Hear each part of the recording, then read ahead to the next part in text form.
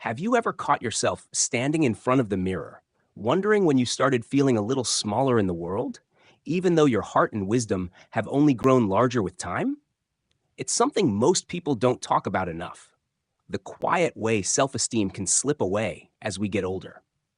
Maybe it's after retiring from a career that once gave you purpose. Maybe it's the changes in your body that you weren't quite ready for. Or maybe it's the feeling of being overlooked in a world that seems to move faster with each passing year. But let me tell you something. You are not alone. And more importantly, just because you've celebrated more birthdays doesn't mean your confidence and self-worth have to fade. In fact, life after 60 can be the perfect time to rebuild your self-esteem, stronger and more meaningful than ever before. When we're younger, self-esteem often comes from external things: jobs, achievements, relationships, even the way we look. But as the years roll on, those outside markers tend to shift. Children grow up and move out, careers wind down or change, and the reflection in the mirror tells a different story than it once did. But what's so beautiful about this chapter of life is that it gives you the freedom to rewrite the way you see yourself on your own terms. So let's talk about how you can start doing exactly that. The first step in rebuilding your self-esteem is all about the way you speak to yourself. Think about it for a moment. Would you ever talk to a friend the way you sometimes talk to yourself in your own head? The truth is, many of us are our own harshest critics. We let little thoughts creep in, like, I'm too old for this, or I'm not as useful as I used to be, or I don't look the way I once did, so I don't matter as much. And over time, those thoughts start to settle in like unwelcome house guests. But here's the thing. Your self-talk has power. When you begin to replace those old, worn-out criticisms with kindness and encouragement, you start to rebuild your confidence from the inside out. Imagine waking up each morning, looking at yourself in the mirror, and offering the same compassion you'd give a dear friend. Saying things like, I am still growing, learning, and worthy of love. It may sound simple, even a little strange at first, but this habit plants a seed. And the more you nurture it, the stronger your self-esteem will grow. Now, as you begin speaking kindly to yourself, the next step is just as important: staying active and engaged with life. I'm not talking about running marathons or climbing mountains, unless that's your passion, of course. I mean staying involved in activities that light you up, that make you feel alive and connected to the world around you. Whether it's joining a local walking group, learning to paint, volunteering at a community center, or simply tending to your garden, the point is to give yourself experiences that remind you of your strengths, your skills, and your ability to contribute. So many people, once they reach retirement, feel like their best days are behind them. But let me reassure you, purpose doesn't retire. Meaning doesn't vanish with age. Sometimes all it takes is trying something new, or picking up an old passion you've put aside to reignite that spark within yourself. When you're active and involved, you naturally start to feel more confident, more vibrant, and more comfortable in your own skin. You create opportunities to meet new people, share your wisdom, and experience the joy of personal growth at any age. And that leads right into something that often goes overlooked: surrounding yourself with positive, uplifting people. If you've ever walked away from a conversation feeling drained or discouraged, you know how much influence others can have on your mood and mindset. On the flip side, spending time with people who lift you up, who value and respect you, can work wonders for your self-esteem. It doesn't matter if it's a lifelong friend, a neighbor, a sibling, or someone you meet in a book club. The important part is finding relationships that make you feel appreciated, seen, and supported. And don't be afraid to step away from relationships that no longer nourish you. Life's too precious to spend your time with people who don't see your worth.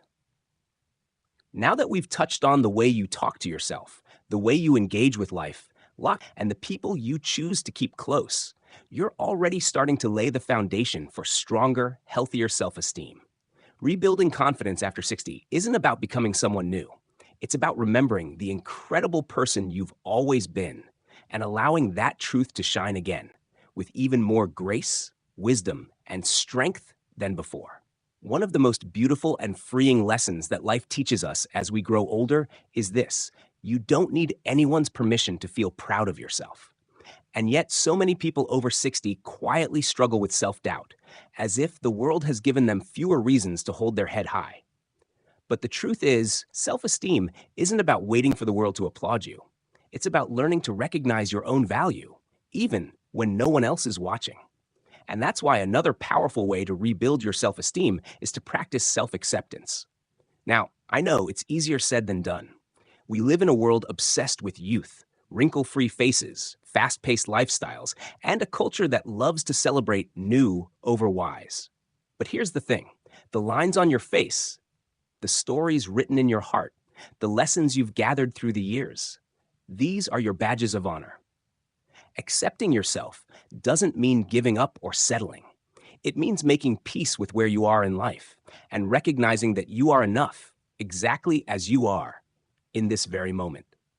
When you stop comparing yourself to who you were 20, 30, or 40 years ago, and you start focusing on the strength and beauty you hold today, you open the door to real self-confidence. Think about it like this: the seasons don't compete with one another. Spring doesn't feel less valuable than summer. Autumn doesn't apologize for its falling leaves. Every season is beautiful in its own way, and so are you, no matter the chapter you're living right now. One way to bring this self-acceptance into your daily life is to treat yourself with the same patience and grace you've given others for years. When you make a mistake, remind yourself that perfection isn't the goal. Growth is. When your body feels stiff or slow, honor it for carrying you through decades of experiences, rather than criticizing it for not moving the way it once did. Small shifts like this can be incredibly powerful for rebuilding your inner confidence and quieting the negative voices that sometimes sneak in. And while self-acceptance is a deep inner journey, let's not forget how much the outside world shapes the way we feel too.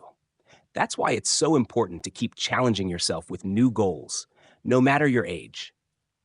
These goals don't have to be grand or flashy. You're not trying to run a race against anyone. The aim is simply to give yourself something to look forward to, something that feels exciting, personal, and meaningful. It could be as simple as learning a new recipe you've always wanted to try, or picking up an old musical instrument you once loved. Maybe you've always wanted to write your life story for your family, or master a new language for your next trip abroad.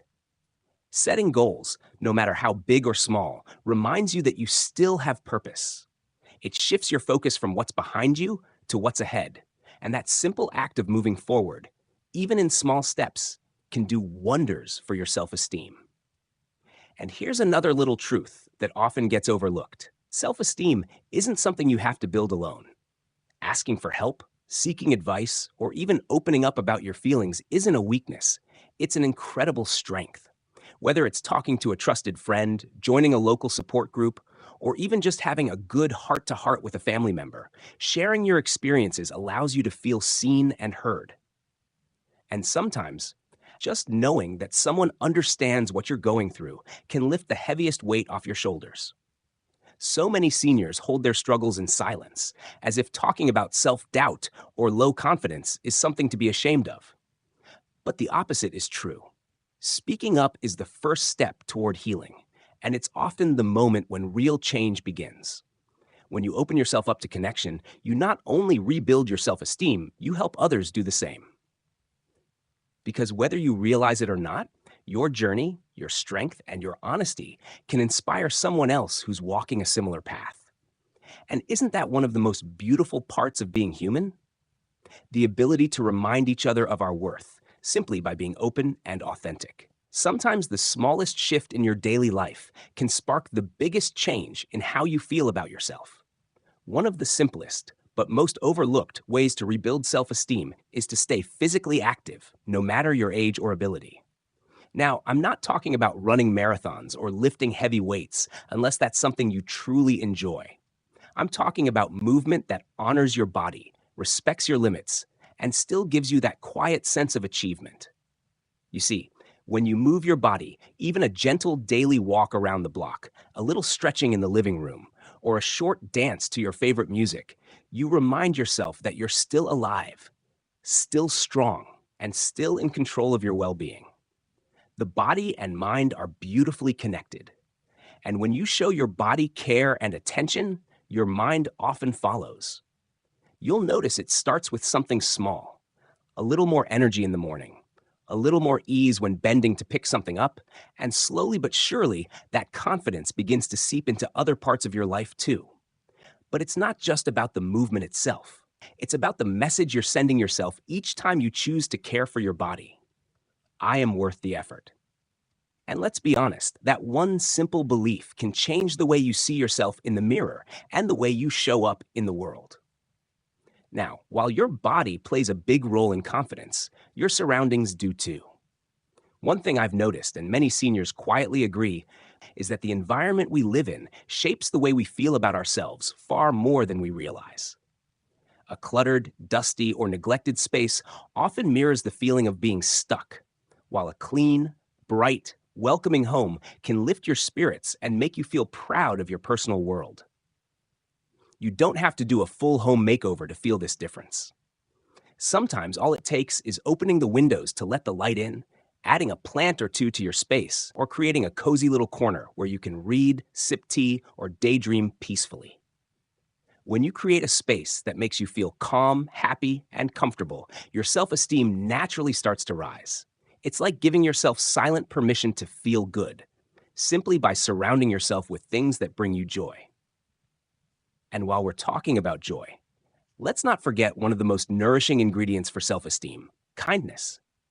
But not the kind of kindness you've spent a lifetime giving to others, the kind you give to yourself. Self-kindness means treating yourself with the same compassion, softness, and patience you'd show to a dear friend. Too often we become our own harshest critic, pointing out our flaws, replaying old regrets, or expecting perfection where there's no need for it. But when you choose to be kind to yourself, when you forgive your past, when you allow yourself to rest without guilt, when you celebrate your small wins, you slowly rebuild a sense of inner peace. And self-esteem thrives in peace, not in pressure. So many people believe that self-confidence comes from doing something extraordinary. But the real secret is that self-esteem is built on ordinary, everyday moments. The way you talk to yourself when no one else is listening.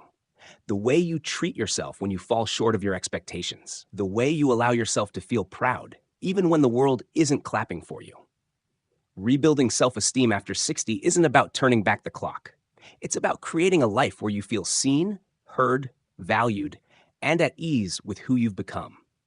And it starts with small, loving steps, ones that anyone can take, no matter the date on the calendar or the number on their birthday card. And before I wrap this up, I want to remind you of something important. You've earned the right to feel good about who you are. Not because of your past achievements, not because of what you've done for others, but simply because you are you. And that in itself is more than enough.